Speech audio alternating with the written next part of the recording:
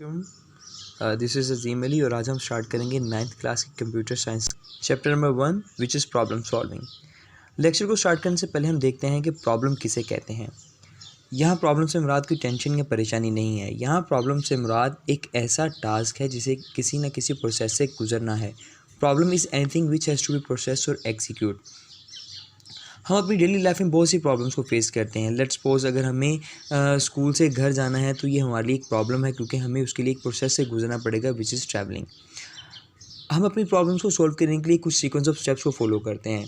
Let's suppose अगर हमें school से या घर से स्कूल जाना है तो उसके लिए हमें घर से बाहर आकर कन्वेंस लेना पड़ेगी, देन हमें स्कूल जाना पड़ेगा। तो हमने इस सीक्वेंस के साथ जो है उसे अपनी प्रॉब्लम को सॉल्व किया है। अब हम देखते हैं कि कंप्यूटर की टर्म में प्रॉब्लम से क्या मुराद है। कंप्यूटर की टर्म में प्रॉब्लम से मुराद है सॉफ्टवेयर। और सॉफ्टवेयर किसे कहते हैं? Software is a set of instructions which tells a computer what to do and how to do. हम कंप्यूटर की प्रॉब्लम को भी सॉल्व करने के लिए कुछ सीक्वेंस ऑफ स्टेप्स को फॉलो करते हैं। अब देखते हैं कि वो सीक्वेंस ऑफ स्टेप्स कौन से हैं जिसके ज़रिए हम अपनी सॉफ्टवेयर की प्रॉब्लम को सॉल्व कर सकें। डियर स्टूडेंट्स, प्रॉब्लम सॉल्विंग में जो स्टेप्स हैं उसमें पहला स्टेप है डिफाइनिंग अ प्रॉब्लम। इस फेज़ में हम क्या करते हैं, हम अपनी प्रॉब्लम को डिफ़ाइन कर रहे होते हैं। जो हमारी प्रॉब्लम है वो वेल डिफ़ाइंड होनी चाहिए और हमें पता होना चाहिए कि असल में हमारी प्रॉब्लम है क्या। लेट्स सपोज हमारे पास एक कस्टमर आता है और हमें आकर कहता है कि हमें एक ऐसी मशीन बनानी है जो मैथमेटिकल ऑपरेशंस परफॉर्म कर सके। जो यूज़र है, जो कस्टमर है, उसकी स्टेटमेंट से हमें ये पता चलता है कि हमें कोई ऐसा कैलकुलेटर बनाना है। यहाँ हमें ये नहीं सोचना कि हमें कोई साइंटिफिक कैलकुलेटर बनाना है या कोई एक सिंपल कैलकुलेटर बनाना है। बस हमें अपनी एक्चुअल प्रॉब्लम को देखना है कि प्रॉब्लम है क्या, हमें किस पे काम करना है। हम मज़ीद जो उसकी फ़र्दर इंफॉर्मेशन है वो हम कस्टमर की जो है वो बैकग्राउंड नॉलेज से अंदाज़ा लगा सकते हैं। हम उसके केसेस को यूज़ करके हम अंदाज़ा लगा सकते हैं कि उसकी एक्चुअल प्रॉब्लम क्या है, क्योंकि मोस्टली जो कस्टमर होता है, जो यूज़र होता है, उसे अपनी एक्चुअल प्रॉब्लम का पता नहीं होता है। तो हम क्या करते हैं, हम इसके लिए यानी कि उसकी प्रॉब्लम की एक्चुअल प्रॉब्लम को आइडेंटिफाई करने के लिए हम करते हैं, जो टेक्निक यूज़ करते हैं वो है गेन बैकग्राउंड नॉलेज। इसमें क्या हम करते हैं कि हम उसके सर्कमस्टांसिस से उसकी रिक्वायरमेंट्स को की बेसिस पे अंदाज़ा लगा रहे होते हैं कि उसकी असल में प्रॉब्लम है क्या। हम उसे कुछ रिक्वायरमेंट्स उसकी कलेक्ट करते हैं, क्या है कि उसे सिंपल कैलकुलेटर चाहिए या एक साइंटिफिक कैलकुलेटर चाहिए। हम उससे पूछते हैं कि आपके कैलकुलेटर में साइन, कोसाइन, टेनियन के फंक्शंस होंगे, क्या इसमें कुछ स्टैट्स के फंक्शंस होंगे, या आपका कैलकुलेटर जो है वो सिंपल मैथमेटिकल ऑपरेशंस परफॉर्म कर सकेगा। नेक्स्ट है यूज़ गैसेस। हम गैसेस की बेस पे उसके पास एक्सपीरियंस को देखते हुए हम उसे इंफॉर्मेशन कलेक्ट करेंगे। क्या है कि उसे सिंपल कैलकुलेटर बनाना है, क्या आपकी स्क्रीन में जो है वो आपके जो कैलकुलेटर है उसके मॉडल में ये फंक्शंस वाले बटन्स होंगे या नहीं होंगे, या आपका कैलकुलेटर में सिर्फ ये प्लस माइनस मल्टीप्लाई डिवाइड के ही फंक्शंस होंगे। तो इस तरह करके हम गैसेस के थ्रू भी उससे जो एक्चुअल प्रॉब्लम है उसको आइडेंटिफाई कर सकते हैं। नेक्स्ट है ड्रा अ पिक्चर। इसमें हम क्या कर रहे होते हैं कि हम यूज़र से जो है उसे एक मॉडल ड्रा करके दिखाते हैं और उसे आइडेंटिफाई करने की कोशिश करते हैं कि उसकी एक्चुअल प्रॉब्लम है क्या। लेट्स सपोज अगर हमें कैलकुलेटर की प्रॉब्लम को ही डिस्कस करें डिटेल में, तो हम उसे दो मॉडल्स बना कर दिखाएंगे, एक साइंटिफिक कैलकुलेटर का और एक सिंपल कैलकुलेटर का।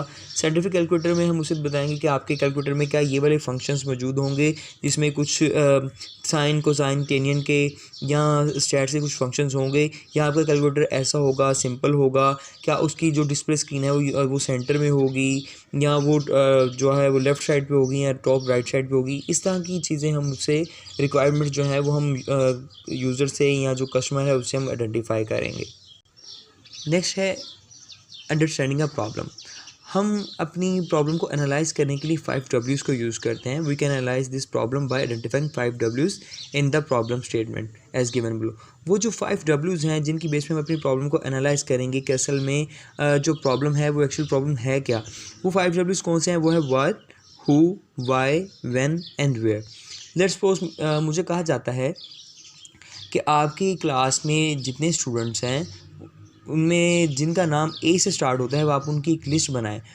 तो मैं वो टास्क जो मेरे 5 Ws हैं वो मैं कैसे एनालाइज करूँगा या कैसे आइडेंटिफाई करूँगा? वर्ड में क्या आ जाएगा? List of students naming starts with letter A.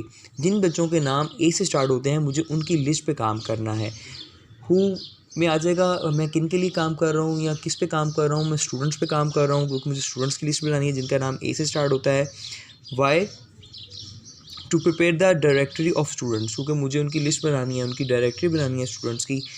Van में आ जाएगा, यहाँ पे हम इस पर टाइम स्पैम जो है वो एक स्पेसिफाई कर रहे होते हैं कि कितने टाइम में हमें करना है, हमारे पास अपने टास्क को कंप्लीट करने के लिए कितना टाइम है। वेयर में आ जाएगा कि अगर तो आपका काम कंप्यूटर रिलेटेड है, लेट्स सपोज अगर आपको सॉफ्टवेयर बनाने के लिए कहा जाता है तो आपको वो काम लाइब्रेरी में या लैब में करना पड़ेगा। लेकिन क्योंकि अब आप एक क्लास में स्टूडेंट्स पे काम कर रहे हैं तो ये काम आपको स्कूल में ही करना पड़ेगा। तो अंडरस्टैंडिंग द प्रॉब्लम में आप इन 5 W's को एनालाइज करते हैं। नेक्स्ट हमारे पास आता है प्लानिंग का सोल्यूशन।